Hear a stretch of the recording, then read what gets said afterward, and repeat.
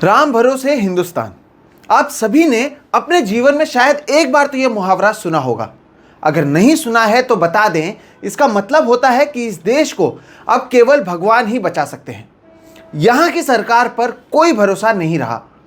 दोस्तों, यह हालत केवल यहां की सरकार की नहीं बल्कि मीडिया की भी है।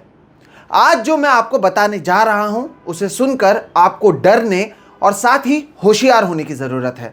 इस देश का मीडिया अब खबरें नहीं दिखाता, वो पहले देखता है कि खबर में शामिल व्यक्ति कौन है, वो कितना ताकतवर है, किस नेता के साथ उठता बैठता है और साथ ही क्या वो हमारे अखबार या चैनल को इश्तेहार देता है या नहीं। मीडिया की प्राथमिकता अब ये सब है, खबर दिखाना नहीं। नमस्कार, मेरा नाम है सोहित मिश्रा और आप सभी का इस नए एपिसोड में एक बार फिर से स्वागत है। जिस खबर की मैं बात कर रहा हूं दोस्तों, वो खबर है JSW ग्रुप के चेयरमैन और मैनेजिंग डायरेक्टर सज्जन जिंदल की और उन पर लगे गंभीर आरोपों की। आपको पूरा मामला समझाते हुए मैं मीडिया के बुरे हालात के बारे में बताता हूं। दरअसल JSW स्टील कंपनी के प्रबंध निदेशक सज्जन जिंदल पर एक महिला ने छेड़छाड़ और दुष्कर्म का आरोप लगाया है। मुंबई के BKC पुलिस स्टेशन में अब सज्जन जिंदल के खिलाफ मामला दर्ज किया गया है और मामले की जांच की जा रही है। पीड़ित महिला ने आरोप लगाया है कि 24 जनवरी 2022 को उसके साथ सज्जन जिंदल ने कथित तौर पर दुष्कर्म किया था और फरवरी 2022 से ही वो इससे संबंधित शिकायत दर्ज करने की कोशिश कर रही है। पीड़िता की शिकायत दर्ज नहीं होने के बाद उसने अदालत का दरवाजा खटखटाया और बाद में BKC पुलिस ने सज्जन जिंदल के खिलाफ मामला दर्ज किया है और मामले की जांच की जा रही है। इसी महीने के 13 दिसंबर को, ये डेट याद रखिएगा, 13 दिसंबर को FIR दर्ज किया गया है जिसमें सज्जन जिंदल के खिलाफ IPC की धारा 376 बलात्कार, 354 महिला की गरिमा को ठेस पहुंचाने के इरादे से उस पर हमला या आपराधिक बल और 506 आपराधिक धमकी के तहत अपराध दर्ज किया गया है।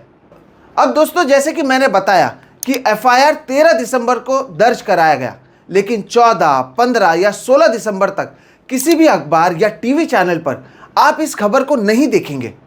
मुंबई में तो एक से बढ़कर एक क्राइम रिपोर्टर मौजूद हैं, लेकिन किसी के भी चैनल या अखबार के संपादक ने इस खबर को नहीं चलाया। इसके बाद 16 दिसंबर की सुबह जब मुझे इस खबर की जानकारी मिली तो मैंने ट्वीट कर मीडिया पर सवाल उठाया और उस 16 दिसंबर की शाम से कुछ वेब पोर्टल ने इस खबर को उठाना शुरू किया।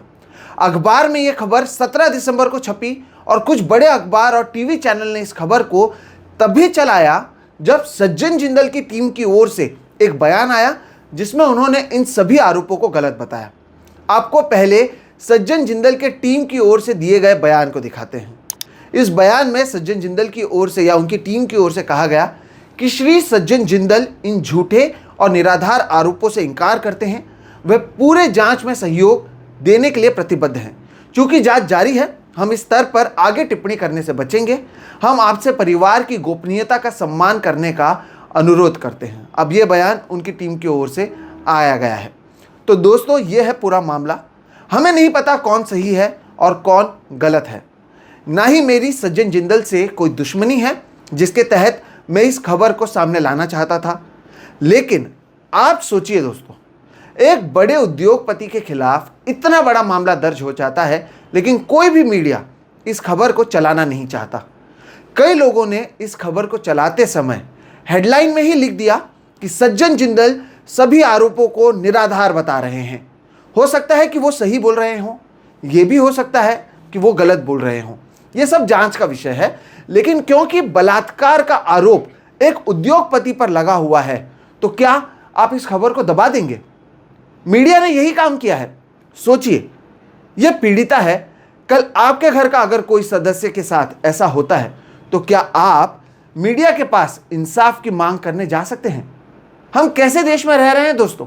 क्या मीडिया किसी खबर को चलाने से पहले अपने फायदे और नुकसान के बारे में सोचेगा? सज्जन जिंदल एक बहुत बड़े उद्योगपति हैं।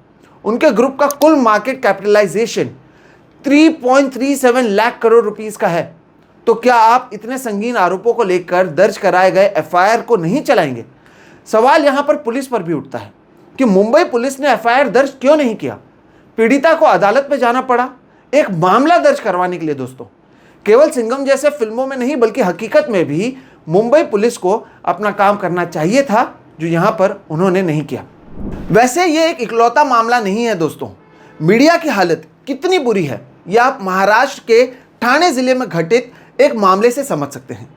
दरअसल ठाणे जिले में अश्वजीत गायकवाड़ नामक एक शख्स, ये नाम आप याद रखिएगा, अश्वजीत गायकवाड़, इन पर आरोप है कि उन्होंने अपने एसयूवी से अपनी प्रेमिका को कुचल दिया। महिला का आईसीयू में फिलहाल इलाज चल रहा है। इस मामले में अब पुलिस ने एफआईआर दर्ज कर लिया है। अश्वजीत गायकवाड़ सहित कुल 3 लोगों को गिरफ्तार भी कर लिया गया है। लेकिन आखिर ये अश्वजीत गायकवाड़ हैं कौन? इसे समझने के लिए सबसे पहले आप न्यूज़ एजेंसी एएनआई के इस ट्वीट को देखिए। इस ट्वीट में क्या लिखा गया है? Thane man allegedly running his car over his girlfriend. Thane man याद रखिएगा, यानी आरोपी का नाम नहीं लिखा गया है, वहां पर लिखा गया है अ मैन, यानी एक शख्स। ये सब दोस्तों जानबूझकर किया जा रहा है, क्योंकि जिस शख्स पर अपने गाड़ी से प्रेमिका को कुचलने का आरोप है, अश्वजीत गायकवाड़, वो महाराष्ट्र के टॉप ब्यूरोक्रेट अनिल कुमार गायकवाड़, जिन्हें हाल ही में एमएसआरडीसी के उपाध्यक्ष और प्रबंध निदेशक के रूप में पदोन्नत किया गया है, ये उनके बेटे हैं। इतना ही नहीं, आरोपी अश्वजीत गायकवाड़ बीजेपी युवा मोर्चा के ठाणे जिला का अध्यक्ष है। बीजेपी युवा मोर्चा के ठाणे जिले का अध्यक्ष। ये इतने बड़े आदमी हैं और बेचारा एएनआई इनका नाम ना चलाते हुए बड़ी मासूमियत से अ मैन लिखता है। सोचिए, अगर ये कांग्रेस का कोई कार्यकर्ता होता तो सीधे तस्वीरें साझा की जाती, राहुल गांधी से इस्तीफा मांगा जाता। आप ये भी सोचिए कि पिता इतने बड़े ब्यूरोक्रेट हैं और बेटा एक बड़े राजनीतिक पार्टी का सदस्य है। यह कितनी बड़ी बात है। बेटे के साथ तो पार्टी, ताकतवर पिता और मीडिया तीनों मौजूद हैं। सोचिए पीड़ितों के साथ इस देश में क्या कुछ हो रहा है। मीडिया का ये तमाशा तो हमें संसद में भी देखने मिला, जब कुछ लोग लोकसभा में घुस गए। आपने कितने रिपोर्ट्स देखे दोस्तों, जहां पर सरकार से सवाल पूछा गया कि सुरक्षा में क्यों कमी रही। कितने सवाल बीजेपी सांसद प्रताप सिंह से पूछे गए, जिन्होंने इन छात्रों को पास दिया था।